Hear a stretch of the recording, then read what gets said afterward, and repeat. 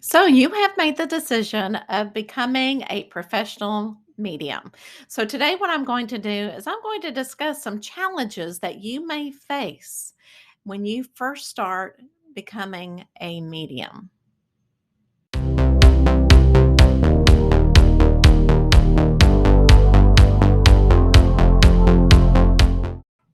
The first challenge that I want to talk to you about is how do I face the fear of talking to spirit and really keeping that connection? And the answer is you are in total control. I know that when spirit first started visiting me, it can be a little bit scary, especially if you do not have tools of the trade to know what to do whenever spirit does come and visit you. But the number one thing is you are in control. So, whenever I work with parents and they don't know what to do if their child is not sleeping at night and they're afraid because they can either see an apparition or they can feel the energy in the room, I always tell the parents, you know what? You are in control of your household, you're in control of your child's bedroom. And if you want to, just let your child know that they are in total control and they can say, I don't want to play right now. I don't want to talk to you right now, and use sage to clear the room. You can also, have crystals around your room and get the energy flowing, that positive energy flowing. And you can say a prayer or mantra for protection. And that always makes you feel better. But just know that there's nothing to be afraid of. Fear really, aggravates more fear. So it just seems like once you become fearful, it just grows like a weed. And so just face that fear and know that you're going to be okay, that your intentions are as a medium to help people in love and light. And that is all you're going to attract is love and light energy. Okay, another challenge that you may face as a child, when you could hear spirit, you could see these apparitions, and it came so easy to you. And then you decided, you know what? I don't want to use this in my life. So I'm going to block it. I'm not going to use my skills. Now, as an adult, I am having a hard time getting it back. No, the reason is you still have it. You did not turn it off. All you have to do is kind of turn it back on and know how to turn it on and really be able to control it. And it's just like anything else that you decide that you want to do it, you need to increase your skills. You need to, it's almost like riding a bicycle. Once you get the bicycle going and you get your skills learned and you practice, and it's gonna come so easy. But again, a lot of times your spirit team changes as you get older or from each decade or day to day. So your team may change. And so you've got to learn how to work with your spirit team. And as an adult, again, there's some tools that you will be learning how to increase those abilities.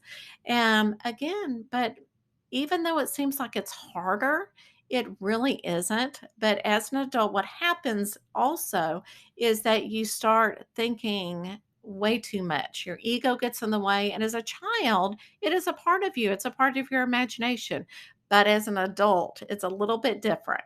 A little bit different. You're saying, you know what? My ego's getting in the way. Do I want to do this? Do I want to trust? Oh my gosh, no, I don't want to do this. Oh, I'm not doing well. Spirit is not connecting with me. So you start thinking way too much, way too much. So you got to turn that thinking away around and say, I'm going to get my ego out of the way and I'm going to work on my gifts. Okay, another challenge that you may face is that how do you stop the judgment of yourself, especially in front of people? Or, when you make yourself known in public that you're a medium, how do you face that judgment? How do you stop the judgment? Well, let me tell you right now, be your authentic self. If you are your authentic self, it doesn't matter what other people think of you. Now, I will tell you, for 30 years, I was an educator. Even though I used my tools as a psychic medium, I never really told anybody. So a lot of people didn't see me as a psychic medium.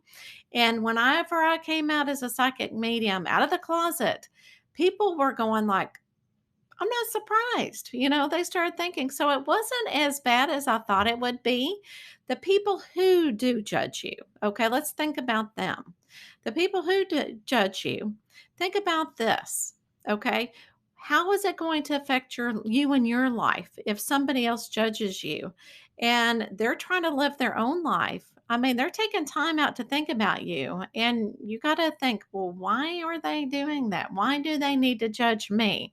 Because you're not trying to please everybody. We're such people pleasers as empaths. And so you need to stop doing that as well as trying to please people, because what will happen is you accept yourself, your unique self.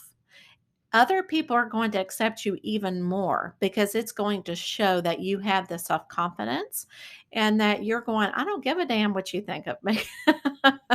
So, and also you'll attract the same type of people, the same people that believe in the same way that you do. So, again, put your shoulders up, find that strength to be you, and just show everybody who you truly are. And who cares if anybody judges you? Okay, so another challenge that you may have, especially now, is what if I can't afford any of these classes that I need to take to really hone in on my skill? How can I afford it? Well, the answer is if you cannot afford it, there are ways that you can get around until you can. Because I truly feel like if it is a class is right for you, that spirit will send you an abundance somehow so that you can take class. But if you cannot at the time, and I've been there, believe me, is you read books. There's so many books out there. So you go to, Barnes and Noble, and you look around, and whatever you're attracted to, that's what you need to pull out. Okay. That's where you need to go. And also, YouTube is a wonderful, wonderful resource. I know Matt Frazier has some wonderful videos out, but again, go to where what really pulls you in, and really just do get as much knowledge as you can and practice yourself and get to know you, and really determine what your fears are as a medium and what triggers you need to work on. And then when you get to that point, you can also find a Facebook group that practices. There's so many mediums that want to practice together, because the more you practice as a medium, the better your skills will be. And it's actually easier, especially in the beginning, to practice with another medium because you feel very safe, and you need to feel safe when you first start out. And so find a Facebook group that you can be a part of. And then maybe you can find some class that you can afford. And believe me, it will come whenever you are ready. And my advice too is really take class from more than one mentor. Okay. That because you can't learn everything from one teacher. Okay. So every teacher approaches it different. And so, my advice to you is find more than one teacher. Another challenge that you may face is when you first start as a medium is when people start finding out that you're a medium. You may have some people come out and go, I just found out you're a medium. I want you to do a reading right now. Prove it to me that you're a medium. And, you don't have to prove anything to anybody, especially in the moment. So if anybody approaches you, say, well, my answer is no. If you want to schedule an appointment, you can go to my website, schedule an appointment, and that's how you can do it. Okay. But I'm not here to prove myself because I know I am a medium. So I don't have to prove it. And do not prove it on the spot, because what's going to happen if you have somebody that's reluctant and really doesn't, put that wall up, you're not going to have a very good reading. And then you will get frustrated. And then you'll start questioning yourself. Oh my gosh, am I really a medium? Okay. So you do not have to prove yourself as a medium. You know you are, and you've got to feel it in your heart. You got to feel it in your truth. So if somebody comes up to you and tries to bully you into proving yourself, say, "Hell no, I'm not going to prove myself." Okay? Why don't you prove something about you, but no, don't do that, because then, energy, aggression will continue. So, again, you do not have to prove yourself as a medium. Every reading that you have, just know you are a medium. You do not have to prove it anymore. Okay. The spiritual world found you. You said yes. So, again, you do not have to prove yourself.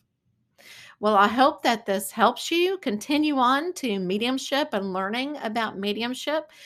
Again, you're going to face so many challenges, but everything that you have in your life pathway will be a challenge. And so what difference will this make, okay? But the worst thing you can do is question yourself, am I really a medium? Yes, you've embraced that. So what you need to do now is continue on that journey as a medium. Believe in yourself.